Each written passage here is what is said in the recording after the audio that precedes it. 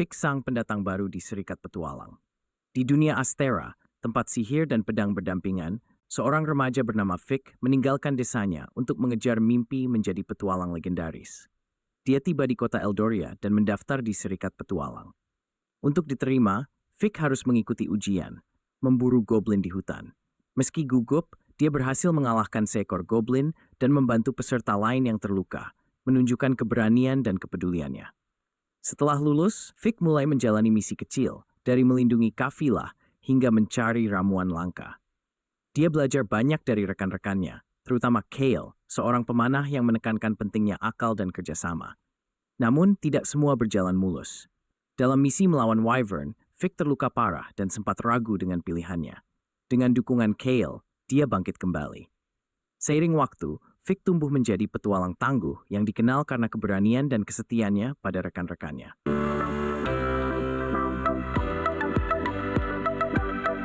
Di suatu pagi yang cerah, Ali sedang asyik bermain di taman.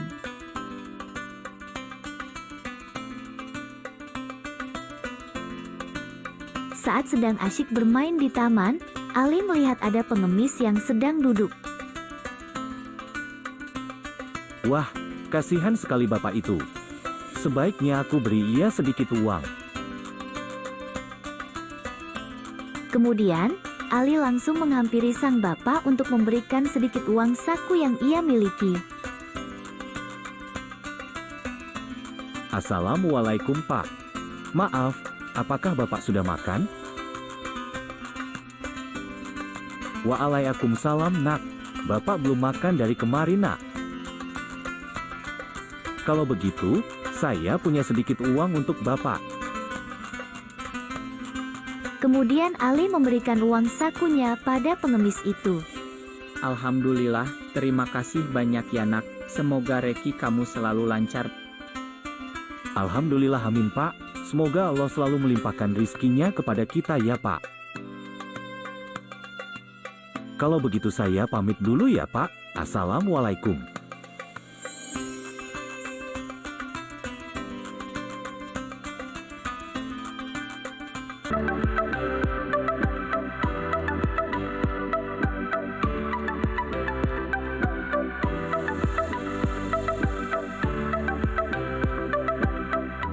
Perjalanan Senzo, pewaris sihir kuno melawan kegelapan. Di sebuah desa yang sunyi, tinggal seorang pemuda bernama Senzo. Suatu hari, saat ia menjelajahi hutan, Senzo menemukan sebuah batu permata misterius yang bersinar terang. Begitu menyentuhnya, kekuatan sihir terbangun dalam dirinya dan dunia seakan berubah. Ternyata, Senzo adalah keturunan terakhir dari sebuah garis sihir kuno yang hanya dapat mengalahkan kegelapan yang semakin mengancam dunia.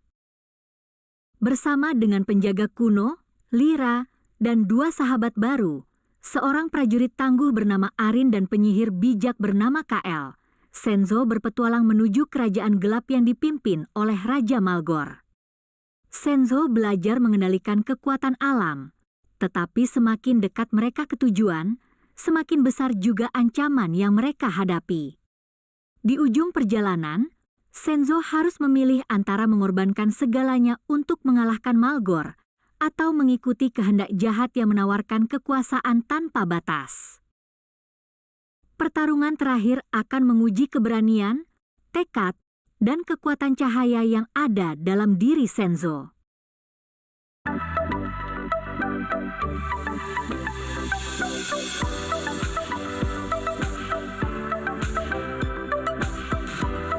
Di sebuah desa kecil yang tenang, ada sebuah sungai yang menjadi kebanggaan warga. Airnya jernih, ikan berenang bebas, dan anak-anak bermain di tepinya. Tapi seiring waktu, semuanya berubah. Sampah mulai menumpuk, airnya keruh, dan bau tidak sedap menyelimuti. Warga hanya mengeluh, tapi tak ada yang bertindak. Hingga suatu hari, seorang pemuda bernama Awan memutuskan untuk bertindak. Ia tak tahan melihat sungai yang dulu indah kini hancur.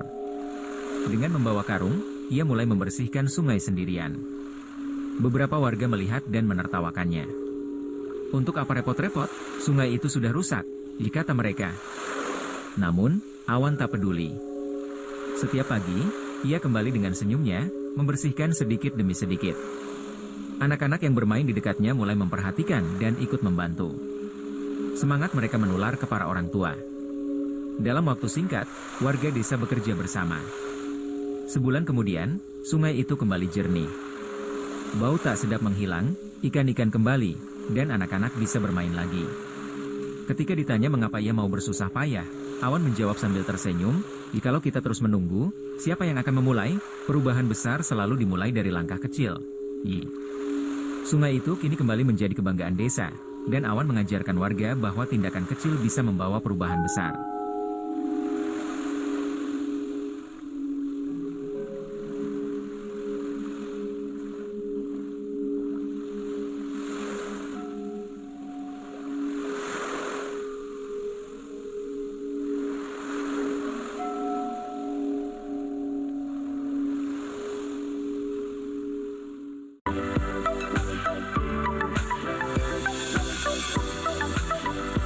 Suatu hari, matahari terbenam di kota Taipei.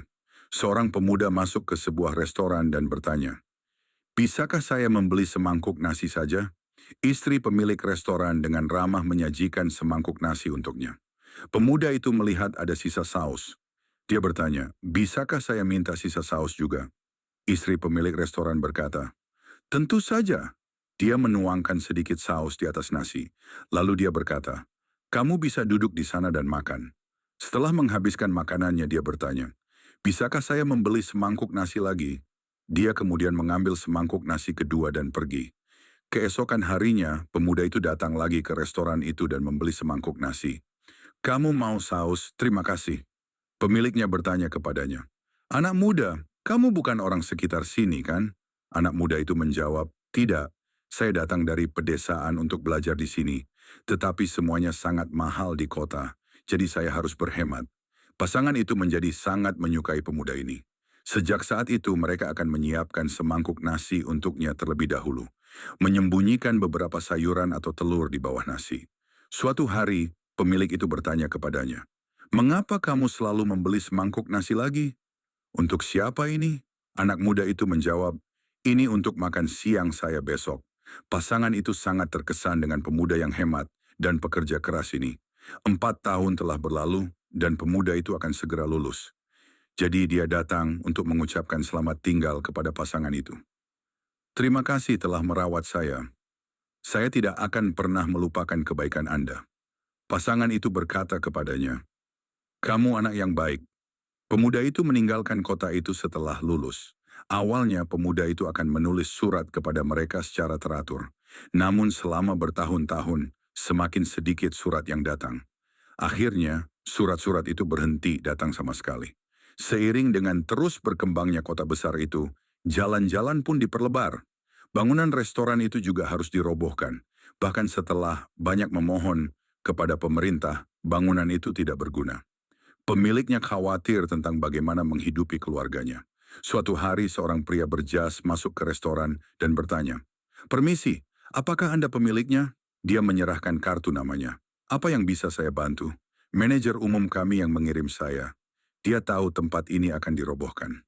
Kami memiliki banyak staf di perusahaan kami, dan kami membutuhkan kafetaria. Kami ingin mengundang Anda untuk membuka satu di gedung kami." Terkejut, pasangan itu dengan senang hati menerima tawaran itu. Pemilik dan istrinya pergi ke perusahaan besar untuk bertemu dengan manajer umum. Manajer umum bertanya kepada mereka, "Apakah Anda tidak mengenali saya?" Sang istri menyadari bahwa dia adalah pemuda itu dan dengan senang hati bertanya kepadanya, "Apakah Anda bekerja di sini juga?" Asistennya berkata, "Ini adalah manajer umum kami." Jadi pemilik dan istrinya mulai mengelola kafetaria di perusahaan besar tersebut. Kita harus saling membantu dalam kehidupan sehari-hari. Ketika kita dengan senang hati mengulurkan tangan membantu, bahkan jika kita tidak meminta imbalan apapun, apa yang kita tabur itulah yang akan kita tuai.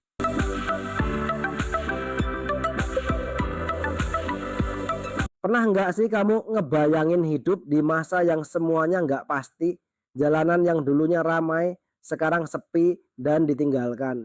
Kota-kota besar berubah jadi bayangan masa lalu. Nah, ini cerita tentang Eropa setelah salah satu kekaisaran terbesar di dunia runtuh. Tapi nggak semua seburuk yang kamu kira. Yuk kita lihat lebih dekat bagaimana perjuangan Eropa bangkit dari masa-masa suram. Pernahkah kamu membayangkan hidup tanpa keamanan dan kepastian? Sebuah dunia yang kehilangan arah, penuh ketakutan, dan terpecah belah. Begitulah Eropa setelah Kekaisaran Romawi Barat runtuh di abad kelima. Kekuasaan pusat menghilang, meninggalkan kekacauan di mana-mana. Kota-kota besar yang dulu ramai perlahan kehilangan pengaruhnya. Jalan-jalan perdagangan terlantar, ekonomi terhenti, dan dunia mengecil. Di tengah kekacauan, ancaman datang dari luar. Viking, suku barbar, dan penyerang lainnya terus merongrong wilayah Eropa. Benteng-benteng didirikan, tapi rakyat hidup dalam ketakutan setiap hari. Di masa ini, sistem feodal mulai terbentuk. Tanah menjadi sumber utama kekuasaan, dan masyarakat terikat hierarki. Para petani bekerja keras untuk bertahan hidup, seringkali dengan imbalan perlindungan. Tapi jangan salah, abad ke-8 bukan hanya tentang kehancuran. Di tempat-tempat terpencil, pengetahuan kuno tetap dijaga. Para ilmuwan menyalin naskah dan menyimpannya untuk generasi mendatang. Perdagangan juga perlahan mulai bangkit kembali, terutama di Laut Tengah. Kota-kota seperti Venesia menjadi penghubung penting antara timur dan barat. Dari sana, Eropa mulai membangun kembali jati dirinya. Abad ke-8 adalah masa bertahan, belajar, dan bangkit dari kehancuran. Meski gelap, masa ini adalah pijakan menuju kebangkitan besar. Seperti fajar setelah malam panjang, harapan selalu menunggu di ujung perjalanan.